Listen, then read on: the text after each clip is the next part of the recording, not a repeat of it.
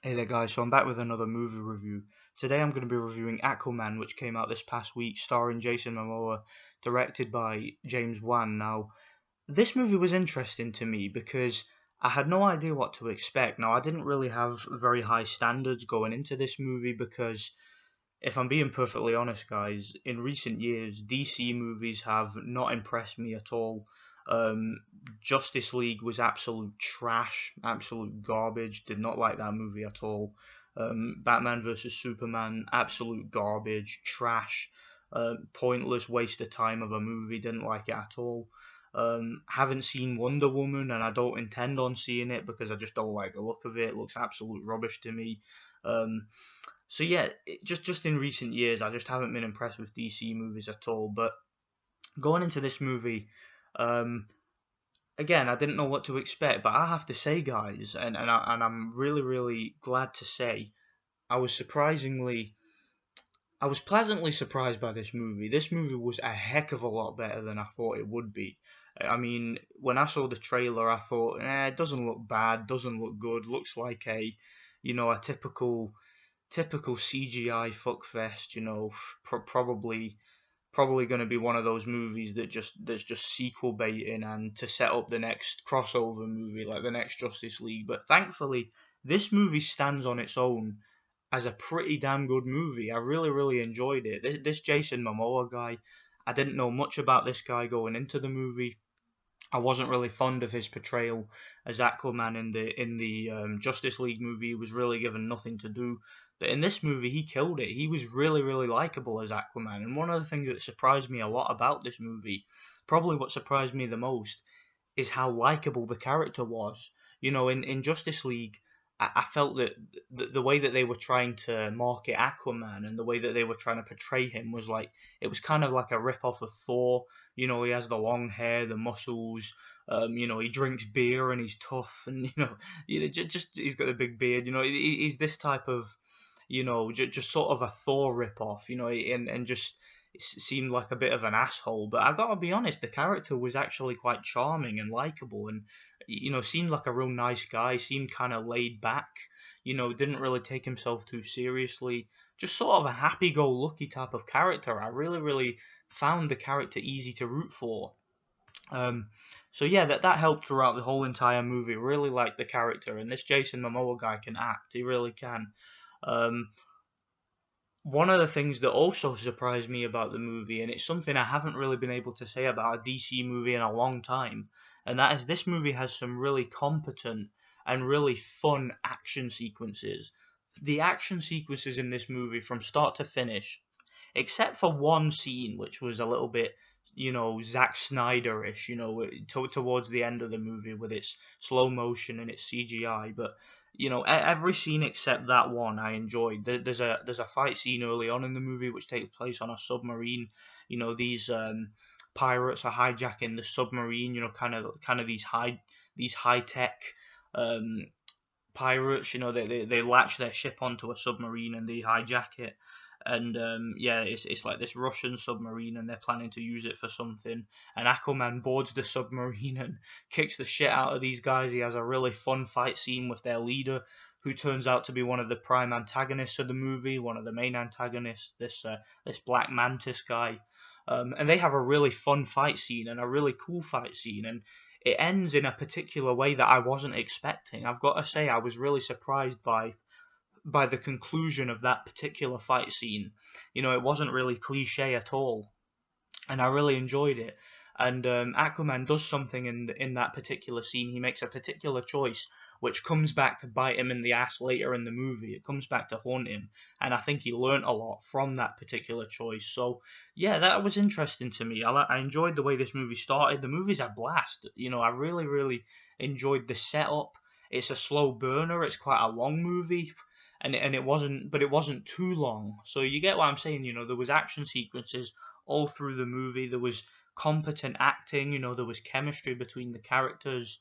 Um, Jason Momoa and the female character who plays the love interest in the movie. And usually I don't really like when they add pointless love interests to superhero movies, but in this one it worked. He goes out with this girl, this woman who's like this. she's an Atlantean. You know, she's sort of royalty. You know, she's the daughter of one of the Atlantean kings or something like that. I'm not really familiar with Aquaman lore at all. I've never read an Aquaman comic in my life, so I'm not familiar with these characters. But I liked her character in the movie. You know, she was quite funny. You know, she could act. Um, I've seen that actress before in a few movies. I remember she was in that movie Never Back Down, which I liked.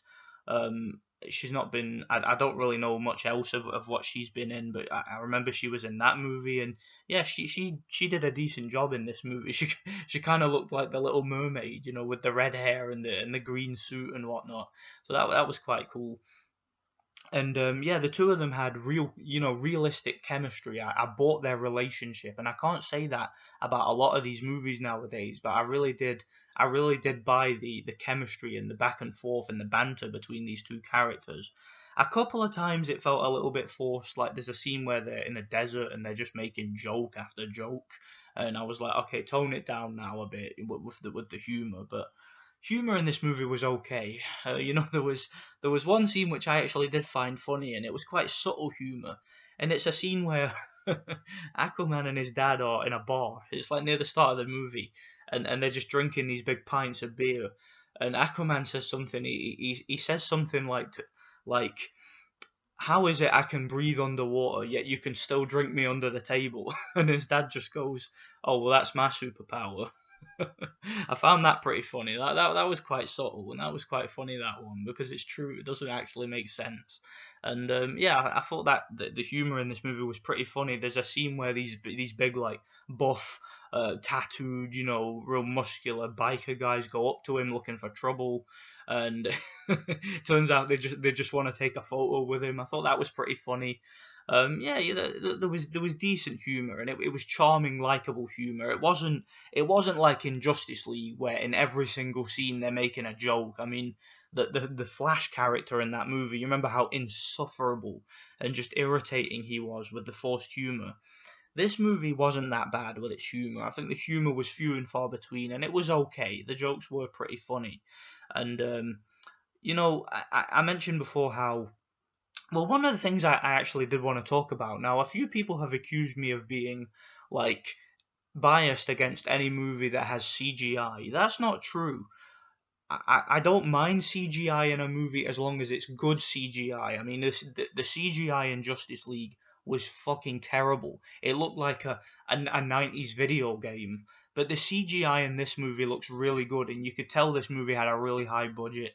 You can tell they put a heck of a lot of effort into this movie, and it looks really cool. The underwater sequences are beautiful. They really are. I mean, if they ever make like another underwater style movie in this franchise, I'll certainly be looking forward to seeing it. I mean, the whole Atlantis underwater world, it looks really nice. It looks really cool. So I like the look of it. I enjoyed that aspect of it. You know, there's a big battle under the sea with like this big monster, like the Kraken style monster, where you know Aquaman uses his power to communicate with the fish, like he's got a big army of sharks. I thought that scene was really cool, and there was a nice underwater battle that I thought was quite cool.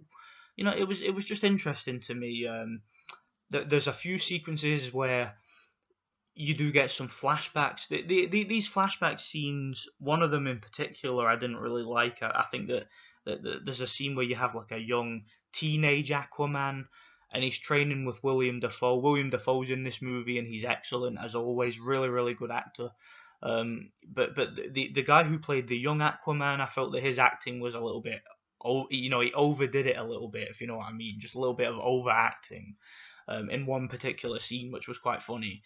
But yeah, I thought that the chemistry between all the characters, I mean, between Aquaman and his dad, like when they go out drinking, a few of the sequences with William Dafoe where he's sort of an advisor to the King of Atlantis, but he's also like sort of playing both sides. He's working as a double agent because he's trying to sort of prevent a war between the surface and Atlantis. And that brings me to a slight negative with the movie. And the negative that I want to talk about, it isn't, I guess you could say it isn't about this movie per se. It's about this whole DC universe as a whole. So the guy, I'm assuming this movie takes place after Justice League, right? Because they mention how they mention how Aquaman defeated Steppenwolf and whatnot, along with the Justice League. So this clearly takes place after that. Now, what I'm thinking to myself is, so these Atlanteans are going to want to rise up and try and take over the surface world. The king wants to go to war with the surface and just take over. So what on earth is he going to do when Superman gets wind of this? And come to think of it, couldn't Aquaman just, instead of all the stuff that goes on in this movie, couldn't he just contact one of the Justice League, contact Superman, and say, hey, listen, Superman, I've got a problem down here. Superman could say no more, Aquaman. Sit back, have a beer, relax. I'll be back in 5 minutes. And he could just solve the whole thing himself. And that's the problem with DC, isn't it? You've got Superman, then you've got everyone else. It's like in DC, the Steppenwolf villain came along and he was too powerful. The Justice League, in the Justice League movie, I mean, they got their arses kicked.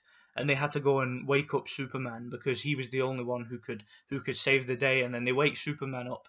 He kicks the villain's ass like that in a couple of minutes, in a flash. Doesn't that just show you that basically without Superman, the Justice League are pretty useless? It really does. But again, that's not a negative with this movie. It's a negative with the Justice League DC universe as a whole. But anyway, I like this movie. I'd give this movie a solid 7 out of 10. Good movie. I'd recommend it if you're a fan of the source material. Again, I'm not even a fan of Aquaman, and I enjoyed this movie. So yeah, there is an after credit scene. There is a bit of sequel bait there. I don't really mind that if the sequel turns out to be good. So yeah, let me know what you guys think about this. I think this was a decent movie. I got no problem with it. Thanks for watching. God bless.